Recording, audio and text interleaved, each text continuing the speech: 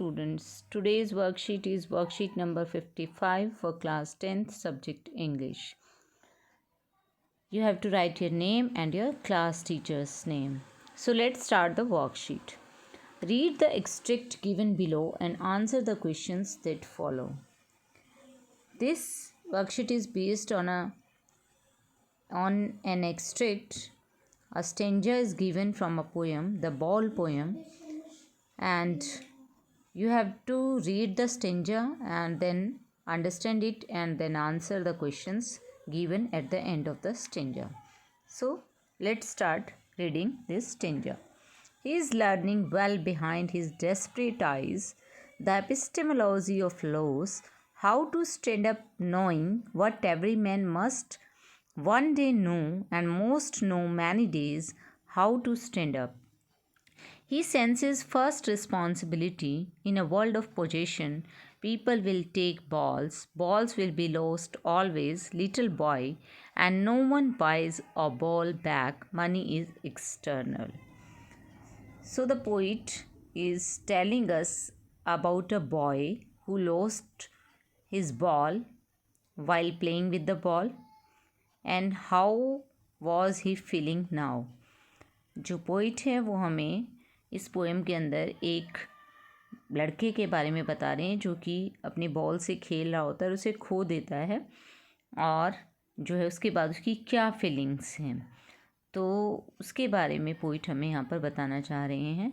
और इस पोएम के थ्रू वो ये भी बताना चाह रहे हैं कि किस तरीके से जो है एक बच्चा जो है लॉस के बारे में सीखता है कि how to bear the loss of anything, कि किसी भी चीज़ का जो लॉस हमें हो जाता है उसको कैसे बियर करना है हमें। तो ये देखिए उन्होंने कहा है he is learning well behind his desperate eyes.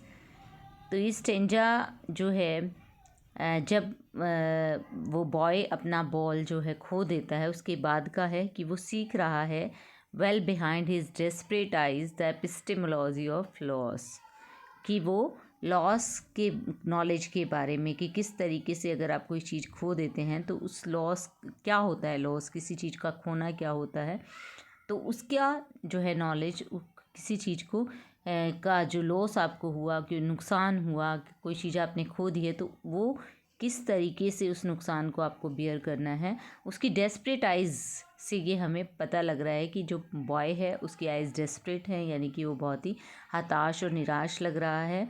तो उसकी आंखों से हमें लग रहा है कि शायद वो इस चीज़ को सीख रहा है कि जो उसने खोया है उसकी वैल्यू उसे पता लग रही है कि उसकी वैल्यू उसके लिए क्या थी। उसने क्या खोया, उसने बॉल खोई है। He was playing with the ball and suddenly the ball fail into the water and he lost it.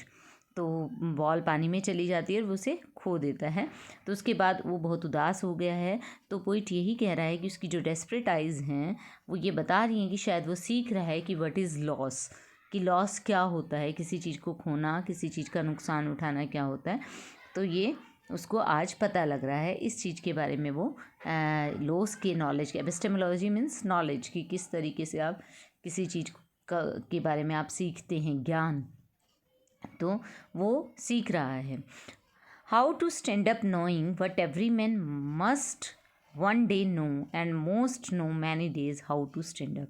तो वो यही सीख रहा है कि how to stand up knowing, कि किस तरीके से वो ये जान रहा है कि किस तरीके से वो स्टैंड अप उसे करना है, उस लॉस को उसको बेयर करना है। और हर एक इंसान को ये जानना पड़ता है, क्योंकि कुछ इंसान जो है एक ना एक दिन हर इंसान को ये जानना पड़ता है, कुछ जो है कई दिन लेते हैं इस चीज़ को जानने में कि लॉस को उन्हें किस तरीके से बियर करना है, उसका सामना कैसे करना है।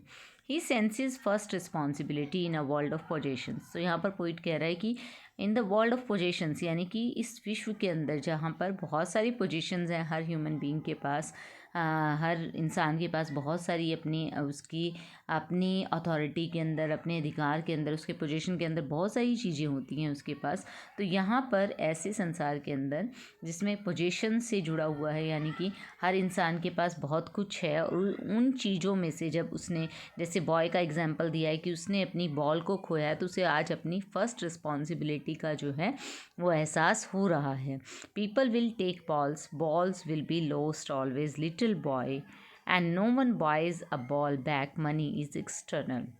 लोग जो है बॉल ख़रीदते हैं और बॉल गुम भी हो जाती हैं। सिर्फ एक बॉल का एक एग्जांपल दिया गया है कि लोगों के पास इतनी चीज़ें होती हैं और उनमें से उनको कई बार वो चीज़ें वो खो देते हैं, उसका नुकसान भी उठाना पड़ता है। Money is external. और लेकिन कोई बॉल को वापस बैक नहीं खरीदता है, वापस नहीं खरीदता है। मनी जो है एक्सटर्नल है। पोइट ये कहना चाह रहा है कि बॉल एक छोटा सा कोई छोटी सी थिंग है, उसको अगर हम दोबारा भी खो जाती है तो दोबारा भी हम उसको पैसे देकर ख़रीद सकते हैं। एक बहुत ही चीप थिंग है, उसके लिए ज़्यादा मनी की ज़रूरत नहीं है। लेकिन क्योंकि अगर हम बच्चे को मनी ऑफ़र कर देंगे उस टाइम, तो उसने क्या खोया है, इस चीज़ की रिस्पॉन्सिबिलिटी, इस चीज़ की सेंसिबिलिटी, इस चीज़ का नॉलेज जो है उसको नहीं होगा, तो उसको उसकी वैल्यू का एहसास नहीं होगा।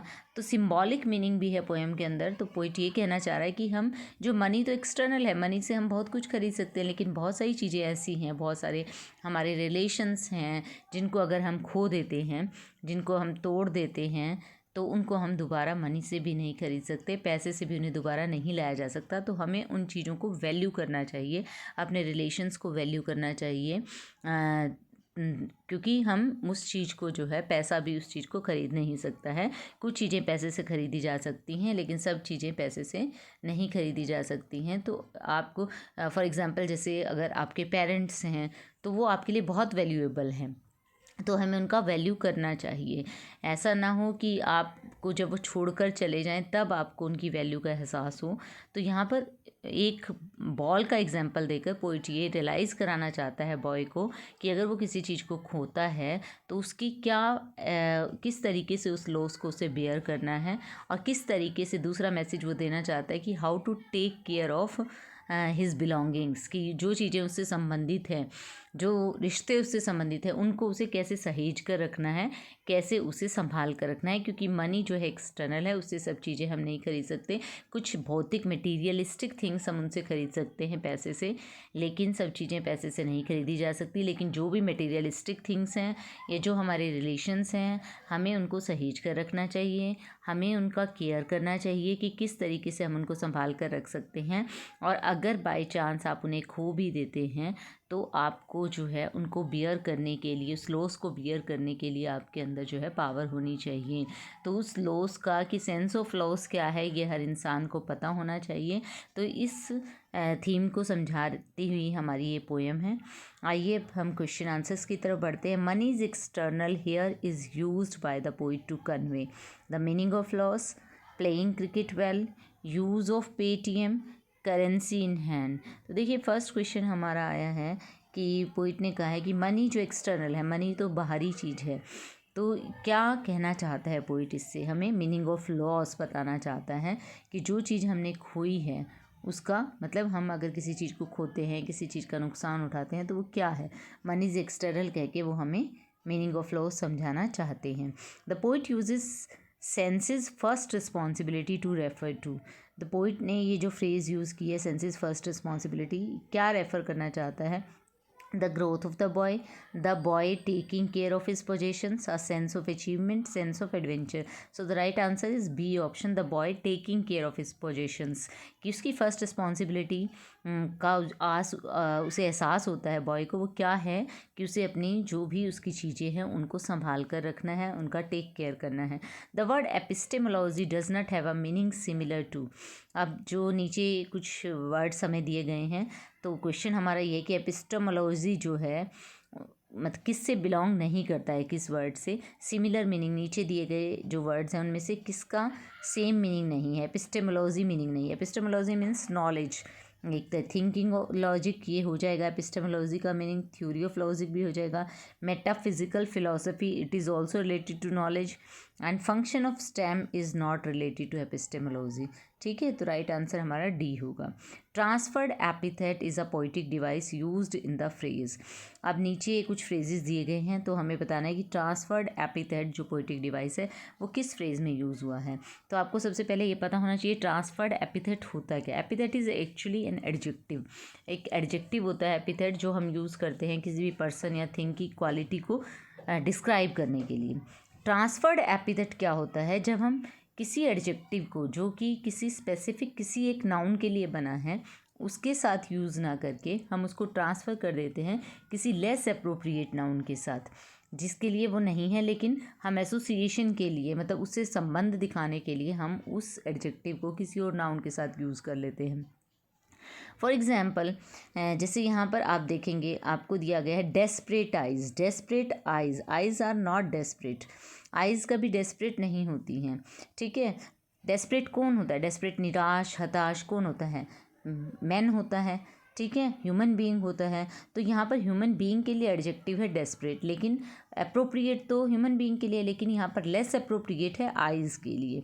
तो ह्यूमन बीइंग से ट्रांसफ़र कर दिया गया एडजेक्टिव, आइज़ को दे दिया गया ये एडजेक्टिव डेस्परेट, तो इसे डेस्परेट आइज़ ट्रांसफर्ड एपिथेट जो यूज़ हुआ है इस फ्रेज़ के अंदर यूज़ हुआ है डेस्परेट आइज़। जैसे कि अगर आप देखें कि स्लीपलेस नाइट्स, नाइट्स कभी स्लीपलेस नहीं होती हैं, मैन स्लीपलेस होते हैं, ठीक है, ह्यूमन बीइंग होता है जिसको नींद नहीं आती है, ठीक है। तो आप जो है हमने स्लीपलेस वर्ड जो है, जो कि ह्यूमन बीइंग के लिए एडजेक्टिव था, वो हमने नाइट को ट्रांसफ़र कर दिया है, तो इसीलिए वो ट्रांसफर्ड एपिथेट कहलाता है। In the same way the right answer is desperate eyes. Next है आपका the word that doesn't mean indicate a hopeless situation impossible to deal with.